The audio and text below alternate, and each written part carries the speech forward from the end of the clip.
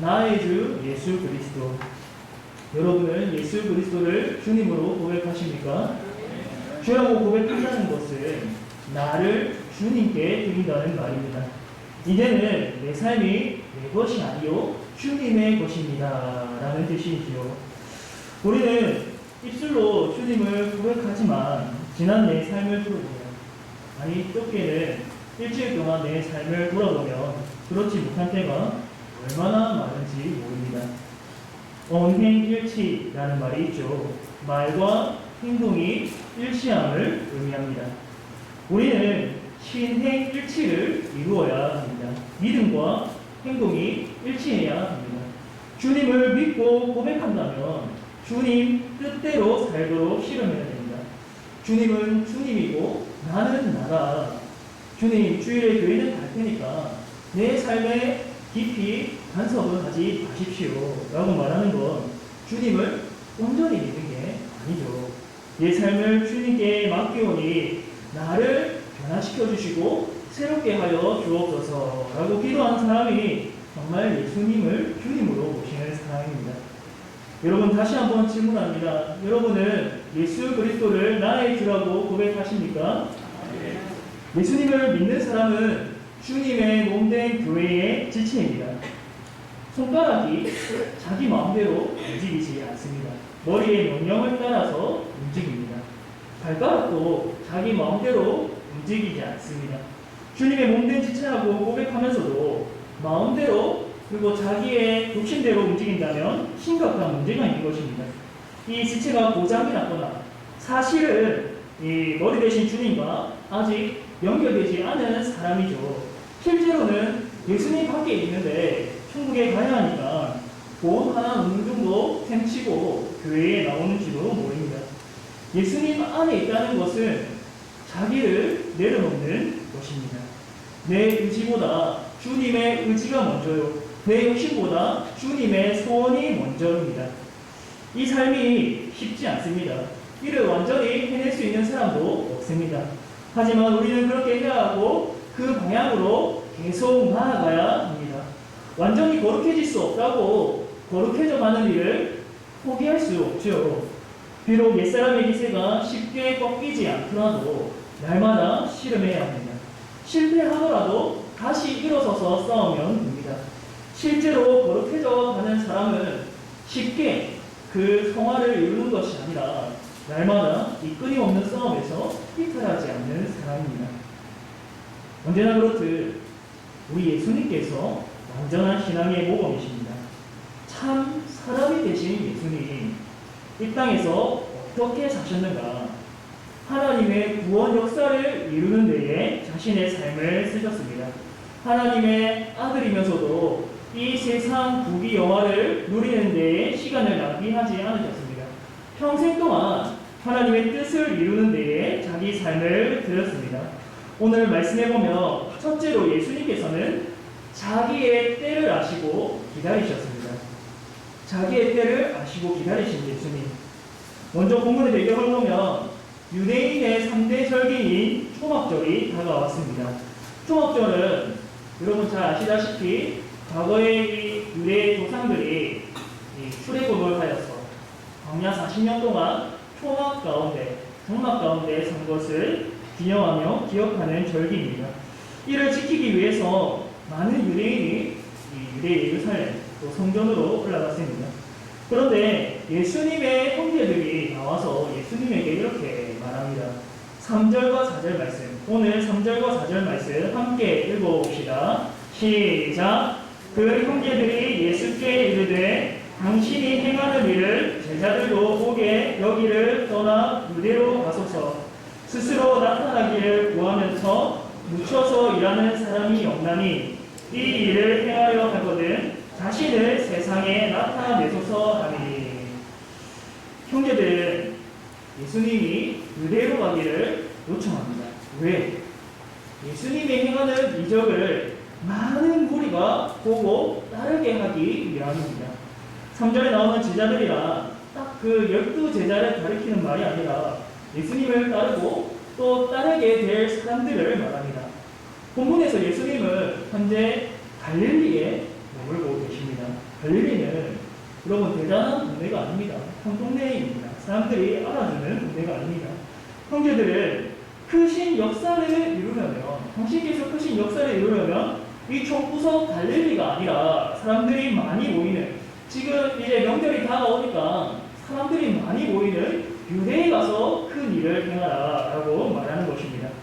스스로 나타나기를 구하면서 묻혀서 일하는 사람이 없나니 이 일을 행하려 하거든 자신을 세상에 나타내소서. 본문에서 형제들의 관심이 어디에 있는가? 세상에 있습니다. 세상에서 큰 일을 하고 세상에서 유명해지고 세상의 권세를 가지는 데에 있습니다. 이러한 그들의 말을 볼 때 당시 이 예수님의 형제들이 가졌던 이 메시아를 바라보는 시각을 볼 수 있습니다. 예수님은 이 땅에 오신 목적이 죄의 종노릇하는 자기 백성을 구원하기 위함입니다. 그런데 이 형제들은 로마의 통치에서 이 유다 백성을 멸망시키는 그러한 메시아를 원했습니다. 힘 있는 메시아, 강력한 메시아, 이 나라를 일으킬 그 장군 같은 그런 메시아를 원했습니다.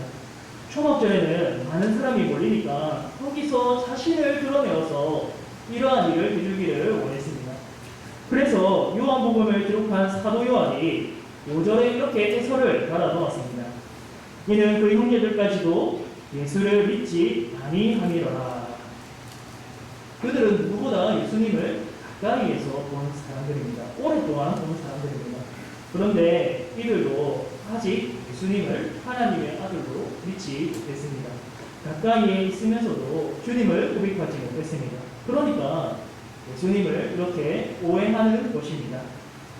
하지만 예수님은 이 형제들의 야심찬 요구를 들어주시지 않았습니다. 왜냐하면 유대인은 예수님을 죽이려는 자들이 있었습니다. 1절에 보면 나오는데 예수님을 죽이려는 자들이 있었기 때문에 예수님은 거기에 가지 않았습니다. 권세를 가진 자들이 유대에 많았을 텐데 그들은 예수님을 좋아하지 않았을 것입니다. 따라서 무작정 유대에 가는 일은 위험합니다. 단순히 유명세를 얻기 위해서 정치적으로 사람들에게 보여주기 위해서 예수님이 가는 것은 하나님의 뜻이 아닙니다. 이런 이유로 인해서 예수님은 그 요구를 들어주시지 않습니다. 6절과 8절에 예수님이 이렇게 대답하십니다. 6절과 8절 말씀 우리 함께 읽어봅시다. 시작. 예수께서 이르시되 내 때는 아직 이르지 아니하였거니와 너희 때는 늘 준비되어 있느니라. 세상이 너희를 미워하지 아니하되 나를 미워하나니 이는 내가 세상의 일들을 악하다고 증언하며 너희는 명절에 올라가라. 내 때가 아직 차지 못하였으니 나는 이 명절에 아직 올라가지 아니하노라. 예수님은 아직 유대에 갈 때가 되지 않았다고 말합니다. 여기서 말하는 때는 헬라어로 카이로스인데 이 자연적으로 흐르는 시간이 아니라 어떤 특정한 때를 말합니다. 제자들은 아무 때나 가고 싶을 때에 유대에 가면 됩니다. 아니, 형제들은. 그러나 예수님은 자기 마음대로 거기에 갈 수 없습니다. 그리고 그렇게 하지 않습니다. 무조건 유명해지려고 또 거사를 이루기 위해서 거기에 가지 않습니다. 아직 자신을 죽이려는 자들과 정면으로 부딪히지 않으려고 합니다. 왜 그렇게 하는가? 그들을 예수님께서 무서워하시는가? 그런 게 아닙니다. 세상이 너희를 미워하지 아니하되 나를 미워하나니 이는 내가 세상의 일들을 악하다고 증언함이라. 세상은 예수님을 미워합니다. 예수님을 미워하는 사람들은 어디에 속해 있느냐? 세상에 속해 있습니다. 그럼 왜 세상이 예수님을 미워합니까? 예수님께서 세상의 일들을 악하다고 증언하기 때문입니다. 세상은 캄캄한 어둠인데 빛 대신 주님께서 그들의 행위를 밝혀주시기 때문에 싫어합니다.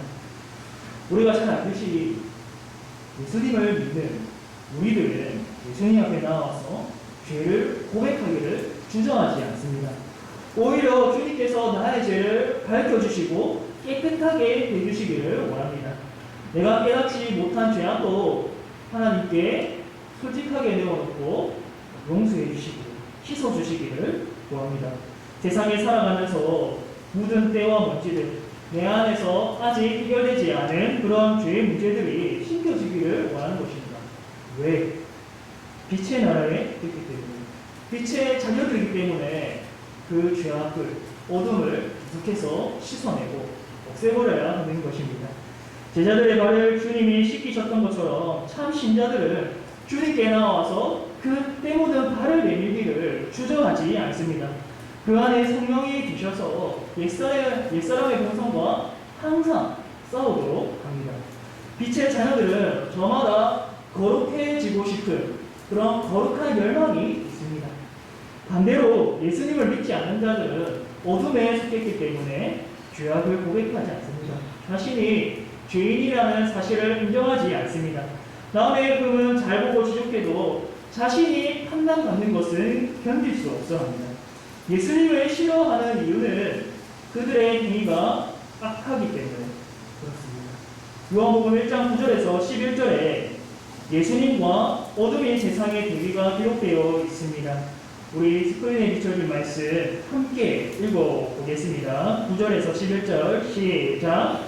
참 빛, 그 세상에 와서 각 사람에게 비추는 빛이 있었나니 그가 세상에 계셨으며 세상은 그로 말미암아 지은 바 되었으되 세상이 그를 알지 못하였고 자기 땅에 오매 자기 백성이 영접하지 아니하였으나 빛과 어둠이 공존할 수 없듯이 세상은 빛을 비추는 예수님을 싫어합니다. 예수님의 형제들이 아무 때나 무대에 올라갈 수 있는 이유는 무엇인가? 세상에서 미움을 받지 않기 때문입니다. 예수님은 하나님의 뜻대로 행하기 때문에 그들의 악함을 증언하지만 이들은 세상의 악함을 드러내지 않고 그들과 함께 어울려 살기 때문에 미움을 받지 않습니다. 이것이 좋은 일이 아닙니다. 그들도 예수님을 온전히 믿고 따랐다면 세상에서 미움을 받았을 것입니다. 빛을 더 환하게 드러낼수록 악한 자들은 그 빛을 제거하려고 노력합니다. 하지만 예수님은 아직 십자가에 달릴 그때가 이르지 않았음을 알기 때문에 무작정 이대로 올라가지 않습니다. 그들이 무서워서 가지 않는 게 아니라 하나님이 정하신 때 카이로스를 기억하고 기다리는 것입니다. 사랑하는 성도 여러분, 여러분은 어떤 모습입니까? 세상과 반대되는 삶을 살고 있습니까? 세상 죄악을 밝히는 소금과 빛된 존재로 살아가고 있습니까? 아니면 세상의 동안에 이미 썩어버리고 빛을 잃어버린 존재가 되었습니까? 우리는 원하든 원하지 않든지 이러한 어두운 세상에 살아갑니다. 그러나 세상 가치에, 세속 가치에 물들어서는 안 됩니다.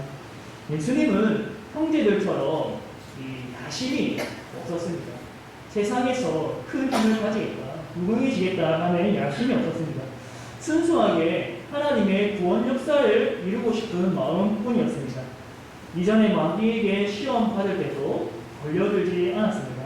마지막 세 번째 심판 때 마귀가 어떤 시험을 주냐면 예수님을 데리고 지극히 높은 산으로 갑니다.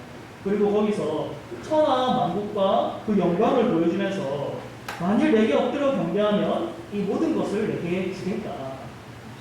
야심을 부추겨서 자기에게 절하게 만듭니다. 그때도 예수님은 단호하게 말씀으로 물리치셨습니다. 마태복음 4장 10절에 사탄아 물러가라. 기록되었으되 주 너의 하나님께 경배하고 다만 그를 섬기라 하였느니라. 성도 여러분, 우리는 오직 이 예수님처럼 주님만 섬기고 경배해야 합니다. 순수하게 하나님을 따를 수 있어야 됩니다.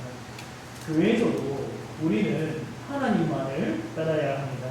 나는 누구 편이다, 너는 또 다른 어떤 사람의 편이다 라고 하면서 편을 가르지 말아야 합니다. 우리는 모두 그리스도에게 속한 자들입니다. 예수님이 하나님보다 앞서가지 않고 기다리시는 것처럼 우리도 주님보다 앞서지 말아야 합니다.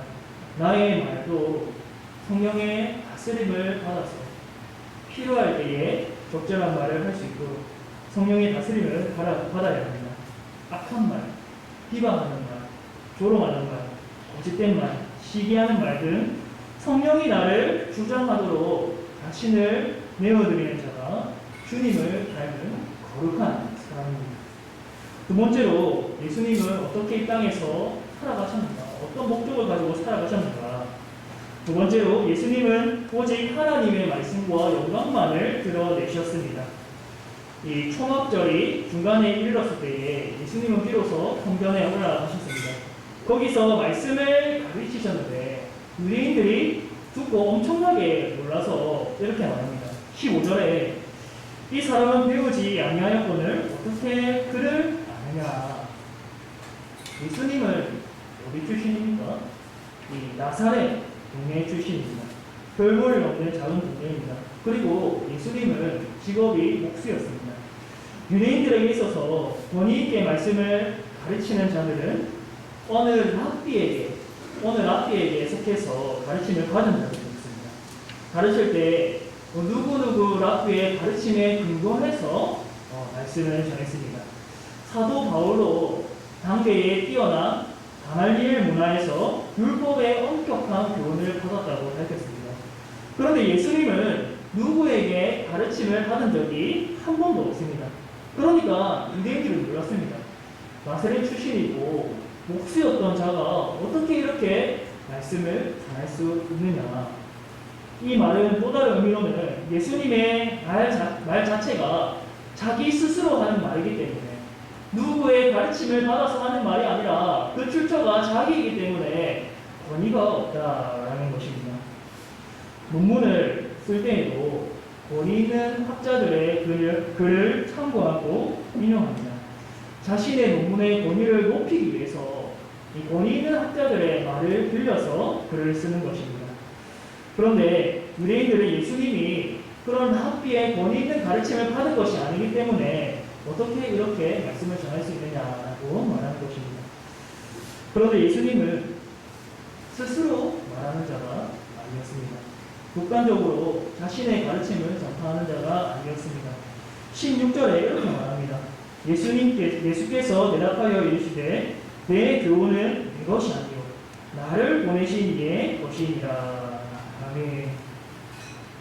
여러분, 예수님의 가르침은 누가 알려준 것입니까? 하나님 아버지께서 알려주신 것입니다. 성부께서 성자에게 교훈을 주셨습니다. 예수님이 독단적으로 이 하나님의 말씀을 전한 것이 아니라 하나님이 일러주신 대로 가르치신 것이었습니다. 17절에는 사람이 하나님의 뜻을 행하려 하면 이 교훈이 하나님께로부터 왔는지 내가 스스로 말함인지 알리라 라고 말씀하십니다. 여러분, 하나님의 말씀을 잘 아는 비결이 무엇일까요? 성경을 안 읽으면 될까요? 아니면 하나님의 말씀을 학문적으로 깊이 연구하면 될까요? 하나님의 말씀을 잘 아는 비결은 어디에 있을까요? 바로 말씀을 실천하고 순종하는 것입니다. 말씀을 깊이 있게 읽고 연구하는 것도 중요하지만 동시에 그 말씀을 내 삶에 적용하는 것입니다. 말씀에 순종하려고 할수록 내 본성이 선하신 하나님의 말씀과 반대되는 것을 깨닫게 됩니다. 하나님의 은혜를 깨닫는 것도 나의 죄를 있는 그대로 고백해 보는 것입니다.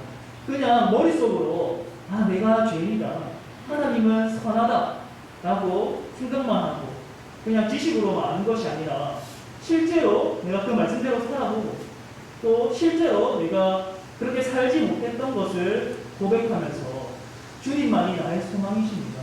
주님 나를 씻겨주시고 용서해주시고 회복시켜주옵소서. 그렇게 주님을 붙드는 사람이 하나님의 은혜를 깨닫게 되는 것입니다. 마찬가지로 하나님의 뜻을 행하려고 하는 자는, 그렇게 사는 자들은 예수님이 하나님의 아들이라는 것을 깨닫게 됩니다. 유대인들이 이렇게 깨닫지 못한 이유는 그들이 영적으로 무지했기 때문이고 또는 세상에 속한 자들이기 때문에 그렇습니다. 하나님의 뜻을 실천하는 자들이 아니라 그냥 외적으로 종교적인 모습만 있는 무겁되기에 불과했기 때문입니다. 예수님은 이 땅에서 자기의 사사로운 말씀을 전하시지 않았습니다. 개인적인 욕심을 따라서 타락하지 않았습니다. 오직 하나님의 영광만을 구했습니다. 18절 말씀, 우리 마지막 말씀입니다. 18절 말씀 함께 읽어보겠습니다. 시작! 스스로 말하는 자는 자기 영광만 구하되 보내신 이의 영광을 구하는 자는 참되니 그 속에 뿌리가 없느니라. 아멘. 예수님은 스스로 말하지 않고 성령을 따라서 하나님의 가르침을 전했습니다. 스스로 말하는 자는 자기의 영광만 구한다고 했습니다. 예수님은 오직 하나님의 영광을 구했어요. 자기의 영광을 나타낸 것이 아니라 하나님의 영광을 구했습니다. 십자가에서 죽는 것이 영광이 된다고 할 때에 아버지의 뜻대로 그 길을 걸어가셨습니다. 여러분, 이 세상에 십자가 지고 싶은 사람이 누가 있겠습니까? 아무런 죄도 없는데 다른 사람의 죄를 뒤집어 써서 저주받고 싶어하는 사람이 누가 있겠습니까? 의로운 자라도 자기 가족을 위해서, 자기 친구를 위해서 죽을 수 있지만 죄인을 대신해서 죽어주지는 않습니다. 예수님은 그 십자가의 길을 걸어오셨습니다. 하나님의 말씀에 순종해서 오직 하나님의 영광을 위해서. 여러분은 하나님의 영광을 구하고 있습니까? 아니면 자기의 영광을 구하고 계십니까? 우리가 만약 하나님의 말씀을 따르고 하나님의 영광만을 추구할 때 교회에서는 온갖 다툼과 분쟁이 사라질 것입니다. 자기가 아닌 하나님의 영광을 추구하게 되니까 오직 하나님의 뜻만이 높이 세워지기를 바랄 것입니다. 교회를 섬기는 데 있어서도 내 생각만 옳다고 말하지 않고 함께 하나님의 뜻을 찾고 구하는 대로 나아갈 것입니다. 내 뜻이 아니라, 내 생각이 아니라 하나님의 뜻이 밝히 드러나기를, 하나님의 뜻만 밝히 세워지기를, 내 기도도 오직 주님의 뜻대로 되기를, 내 말도 주님의 뜻대로, 내 삶도 내 섬김도 하나님의 영광만을 구할 때 우리는 서로 사랑하고 섬기게 됩니다. 서로의 허물도 덮어주게 되고 하나님의 그 금 같은 은혜와 사랑이 교회에 흘러 넘칠 것입니다. 예수님은 오직 하나님의 영광만을 구함으로써 십자가에서 쏟으신 그 사랑을 자기 양무리에게 흘러 보내셨습니다. 하나님을 모독하고 하나님의 아들을 믿지 않고 배반하고 도망친 자들을 그들을 위해서 예수님은 자기 보혈을 흘리셨습니다. 만약 예수님이 인간적인 감정으로, 사사로운 감정으로 했다면 예수님께서 십자가에서 그들을 위해 피 흘려 죽으실 수 있었을까요? 그 영광이 얼마나 찬란한지 나를 완전히 새롭게 합니다. 전에는 나를 위해 살았지만 이제는 내 안에 내가 사는 것이 아니요 오직 그리스도께서 사시는 것이라. 바울의 고백이 나의 고백이 되고, 그리고 이 고백이 이 바울의 개인적인 고백이 아니라 우리가 함께 받은 성령이 일으키시는 고백이라는 것을 깨닫게 됩니다. 사랑하는 성도 여러분, 이 세상에 참 사랑으로 오신 예수님께서 교회의 머리가 되십니다. 여러분은 누구를 따르고 섬기십니까? 누구의 영광을 구하십니까? 오직 머리 대신 주님의 뜻과 영광만을 구하시기를 바랍니다. 우리의 영적인 시선이 하나님을 향하기를 바랍니다. 우리 교회를 둘러보면, 우리 개인적인 관점으로 보면 수많은 문제들이 있을 것입니다. 그러나 그 문제들을 주목하기보다도 먼저 살아계신 하나님을 바라볼 수 있기를 바랍니다. 그 하나님을 바라볼 때에 비로소 옆에 있는 형제를 사랑할 수 있습니다. 영광스러운 하나님을 바라볼 때 나를 위하여서, 우리를 위하여서 자기 아들을 아낌없이 내어주신 그 하나님을 바라볼 때에 우리는 비로소 하나님의 영광을 따라서 그리스도의 몸된 지체로서 살아갈 수 있습니다. 교회도 내 뜻이 아니라 주님 뜻대로 세우며 섬길 수 있을 것입니다. 모든 상황 속에서 우리가 함께 기도하고 함께 주님의 뜻을 고민하고 찾아가는 그런 복된 교회, 주님이 말씀과 성령으로 다스리시는 이 복된 공동체가 되시기를 주님의 이름으로 축복합니다. 아멘. 사랑의 하나님 아버지, 오늘도 우리를 불러주셔서 하나님의 그 사랑을 깨닫게 하시니 감사합니다. 예수님께서 나를 위해, 우리를 위해 이 땅에 오셔서 하나님의 뜻과 하나님의 영광을 위하여서 온전히 자기 삶을 제물로 바치셨습니다. 사사로이 살지 아니하고 세상 부귀영화 누리지 아니하고 유추한 곳에서 사시면서 그 십자가의 길을 하나님의 말씀에 따라 순종하여서 걸어가셨습니다. 주님, 우리도 그 길을 걸어가기를 원합니다. 내 영광을 위해서는 내가 화가 나고 분이 일어나고 또 내 뜻을 주장하고 싶고 나를 드러내고 싶지만은 우리 예수님처럼 때를 기다릴 줄 알고 주님이 말씀하시면 서고 주님이 말씀하시면 하고 오직 하나님의 영광만을 구하는 그런 자들이 우리도 되기를 원합니다. 주님 함께를 바랍니다. 주님 이 시간 성령으로 충만케 하셔서 우리를 새롭게 하시고 변화시켜 주옵소서. 이 모든 것 예수님의 이름으로 기도드립니다.